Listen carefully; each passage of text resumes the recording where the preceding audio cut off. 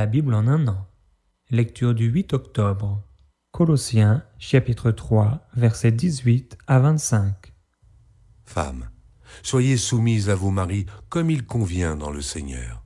Maris, aimez vos femmes et ne vous aigrissez pas contre elles. Enfants, obéissez en toutes choses à vos parents, car cela est agréable dans le Seigneur. Pères, n'irritez pas vos enfants, de peur qu'ils ne se découragent.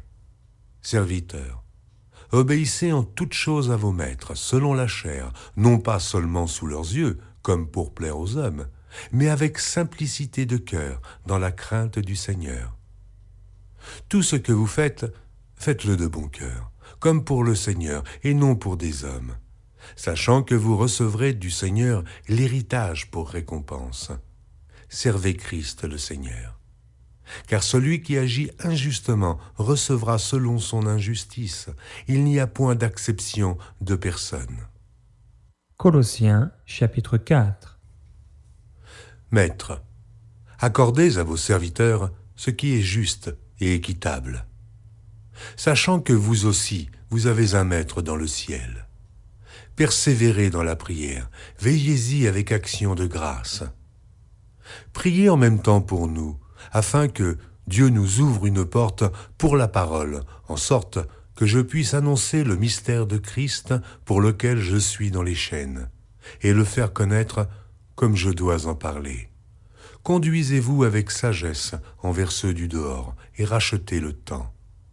Que votre parole soit toujours accompagnée de grâce, assaisonnée de sel, afin que vous sachiez comment il faut répondre à chacun. Tychique, le bien-aimé frère et le fidèle ministre, mon compagnon de service dans le Seigneur, vous communiquera tout ce qui me concerne. Je l'envoie exprès vers vous, pour que vous connaissiez notre situation et pour qu'il console vos cœurs. Je l'envoie avec Onésime, le fidèle et bien-aimé frère qui est des vôtres. Ils vous informeront de tout ce qui se passe ici. Aristarque, mon compagnon de captivité, vous salue, ainsi que Marc, le cousin de Barnabas, au sujet duquel vous avez reçu des ordres. S'il va chez vous, accueillez-le. Jésus, appelé Justus, vous salue aussi. Ils sont du nombre des circoncis et les seuls qui aient travaillé avec moi pour le royaume de Dieu et qui aient été pour moi une consolation. Épaphras, qui est des vôtres, vous salue. Serviteur de Jésus-Christ, il ne cesse de combattre pour vous dans ses prières, afin que, parfait et pleinement persuadé, vous persistiez dans une entière soumission à la volonté de Dieu. Car je lui rends le témoignage qu'il a une grande sollicitude pour vous, pour ceux de Laodicée et pour ceux d'Hiérapolis.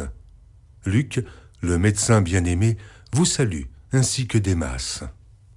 Saluez les frères qui sont à Laodicée, et Nymphas, et l'Église qui est dans sa maison. Lorsque cette lettre aura été lue chez vous, faites en sorte qu'elle soit aussi lue dans l'Église des Laodiciens, et que vous lisiez à votre tour celle qui vous arrivera de Laodicée.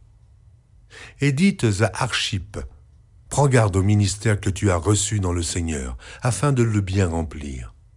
Je vous salue, moi, Paul, de ma propre main. Souvenez-vous de mes liens, et que la grâce soit avec vous. Jérémie, chapitre 10. Écoutez la parole que l'Éternel vous adresse, maison d'Israël. Ainsi parle l'Éternel, n'imitez pas la voix des nations, et ne craignez pas les signes du ciel, parce que les nations les craignent. Car les coutumes des peuples ne sont que vanité. On coupe le bois dans la forêt, la main de l'ouvrier le travaille avec la hache, on l'embellit avec de l'argent et de l'or, on le fixe avec des clous et des marteaux, pour qu'il ne branle pas. Ces dieux sont comme une colonne massive, et ils ne parlent point. On les porte, parce qu'ils ne peuvent marcher. Ne les craignez pas, car ils ne sauraient faire aucun mal, et ils sont incapables de faire du bien. Nul n'est semblable à toi, ô Éternel. Tu es grand, et ton nom est grand par ta puissance. Qui ne te craindrait, roi des nations? C'est à toi que la crainte est due, car, parmi tous les sages des nations et dans tout leur royaume, nul n'est semblable à toi. Tous ensemble, ils sont stupides et insensés. Leur science n'est que vanité, c'est du bois. On apporte de Tarsis des lames d'argent et d'Uphaz de l'or. L'ouvrier et la main de l'orfèvre les mettent en œuvre.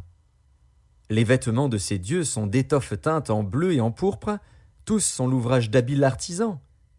Mais l'Éternel est Dieu en vérité, il est un Dieu vivant et un roi éternel. La terre tremble devant sa colère, et les nations ne supportent pas sa fureur. Vous leur parlerez ainsi. Les dieux qui n'ont point fait les cieux et la terre disparaîtront de la terre et de dessous les cieux. Il a créé la terre par sa puissance, il a fondé le monde par sa sagesse, il a étendu les cieux par son intelligence. À sa voix, les eaux mugissent dans les cieux, il fait monter les nuages des extrémités de la terre, il produit les éclairs et la pluie, il tire le vent de ses trésors. Tout homme devient stupide par sa science, tout orfèvre est honteux de son image taillée. Car ces idoles ne sont que mensonges, il n'y a point en elles de souffle. Elles sont une chose de néant, une œuvre de tromperie, elles périront quand viendra le châtiment. Celui qui a la part de Jacob n'est pas comme elle, car c'est lui qui a tout formé, et Israël est la tribu de son héritage. L'Éternel des armées est son nom. Emporte du pays ce qui t'appartient, toi qui es assise dans la détresse. Car ainsi parle l'Éternel, voici, cette fois je vais lancer au loin les habitants du pays, je vais les serrer de près, afin qu'on les atteigne. Malheur à moi, je suis brisé, ma plaie est douloureuse, mais je dis, c'est une calamité qui m'arrive, je la supporterai. Ma tente est détruite, tous mes cordages sont rompus, mes fils m'ont quitté, ils ne sont plus. Je n'ai personne qui dresse de nouveau ma tente, qui relève mes pavillons. Les bergers ont été stupides, ils n'ont pas cherché l'Éternel. C'est pour cela qu'ils n'ont point prospéré, et que tous leurs troupeaux se dispersent. Voici, une rumeur se fait entendre. C'est un grand tumulte qui vient du septentrion pour réduire les villes de Juda en un désert, en un repère de chacals. Je le sais, ô Éternel. La voix de l'homme n'est pas en son pouvoir. Ce n'est pas à l'homme, quand il marche, à diriger ses pas. Châtie-moi, ô Éternel, mais avec équité, et non dans ta colère, de peur que tu ne m'anéantisses. Répands ta fureur sur les nations qui ne te connaissent pas, et sur les peuples qui n'invoquent pas ton nom. Car il dévore Jacob, il le dévore, il le consume, il ravage sa demeure. Jérémie, chapitre 11. La parole qui fut adressée à Jérémie de la part de l'Éternel en ces mots. Écoutez les paroles de cette alliance, et parlez aux hommes de Juda et aux habitants de Jérusalem. Dis-leur, ainsi parle l'Éternel, le Dieu d'Israël, maudit soit l'homme qui n'écoute point les paroles de cette alliance, que j'ai prescrite à vos pères, le jour où je les ai fait sortir du pays d'Égypte, de la fournaise de fer, en disant, écoutez ma voix, et faites tout ce que je vous ordonnerai. Alors vous serez mon peuple, je serai votre Dieu, et j'accomplirai le serment que j'ai fait à vos pères, de leur donner un pays où coule le lait et le miel, comme vous le voyez aujourd'hui. Et je répondis, Amen, Éternel. L'Éternel me dit, publie toutes ces paroles dans les villes de Juda et dans les rues de Jérusalem, en disant, écoutez les paroles de cette alliance, et mettez-les en pratique. Car j'ai averti vos pères, depuis le jour où je les ai fait monter du pays d'Égypte jusqu'à ce jour, je les ai avertis tous les matins en disant « Écoutez ma voix ».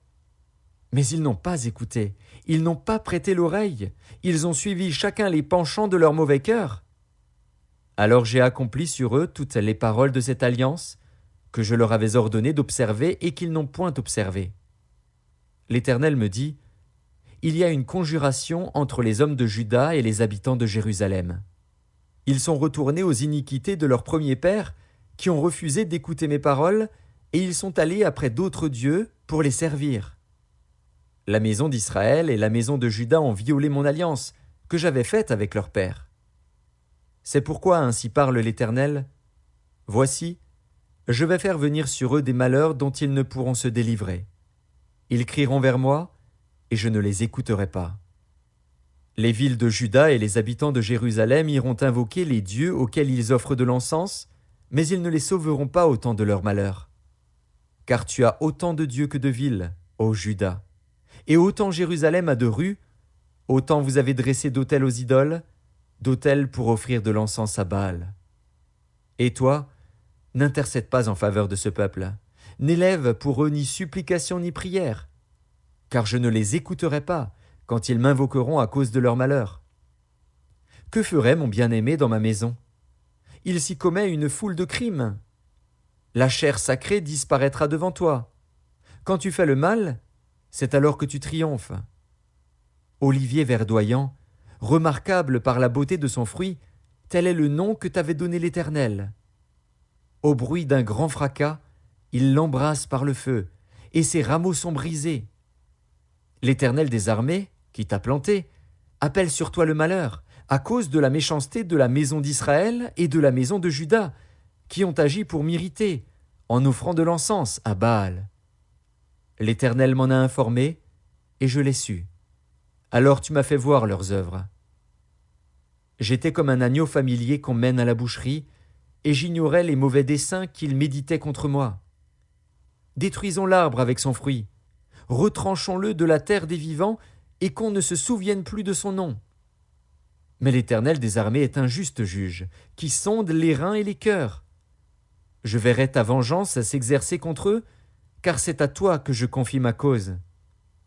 C'est pourquoi ainsi parle l'Éternel contre les gens d'Anatoth, qui en veulent à ta vie et qui disent « Ne prophétise pas au nom de l'Éternel, ou tu mourras de notre main. » C'est pourquoi ainsi parle l'Éternel des armées.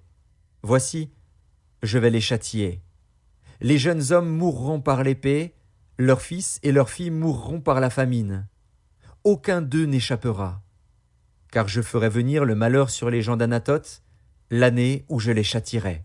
Psaume, chapitre 78, versets 56 à 72. Mais ils tentèrent le Dieu très haut et se révoltèrent contre lui, et ils n'observèrent point ses ordonnances. Ils s'éloignèrent et furent infidèles comme leur père. Ils tournèrent comme un arc trompeur. Ils l'irritèrent par leurs hauts lieux, et ils excitèrent sa jalousie par leurs idoles. Dieu entendit, et il fut irrité. Il repoussa fortement Israël. Il abandonna la demeure de Silo, la tente où il habitait parmi les hommes. Il livra sa gloire à la captivité, et sa majesté entre les mains de l'ennemi. Il mit son peuple à la merci du glaive, et il s'indigna contre son héritage. Le feu dévora ces jeunes gens, et ces vierges ne furent pas célébrées. Ces sacrificateurs tombèrent par l'épée, et ces veuves ne pleurèrent pas. Le Seigneur s'éveilla comme celui qui a dormi, comme un héros qu'a subjugué le vin. Il frappa ses adversaires en fuite, il les couvrit d'un opprobre éternel. Cependant, il rejeta la tente de Joseph, et il ne choisit point la tribu d'Éphraïm. Il préféra la tribu de Juda, la montagne de Sion qu'il aimait, et il bâtit son sanctuaire comme les lieux élevés, comme la terre qu'il a fondée pour toujours. Il choisit David, son serviteur, et il le tira des bergeries. Il le prit derrière les brebis qui allaitent, pour lui faire paître Jacob, son peuple, et Israël, son héritage. Et David les dirigea avec un cœur intègre, et les conduisit avec des mains intelligentes. Proverbes, chapitre 24, versets 28 et 29. Ne témoigne pas à la légère contre ton prochain. Voudrais-tu tromper par tes lèvres? Ne dis pas « je lui ferai comme il m'a fait ». Je rendrai à chacun selon ses œuvres.